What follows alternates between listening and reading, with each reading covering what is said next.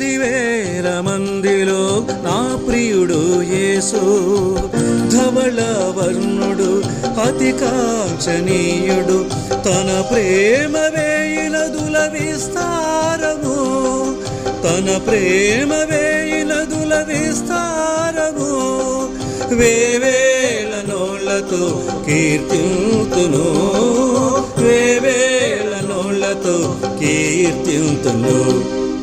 దివ్యమైన సంగతితో నా హృదయము పొంగెను,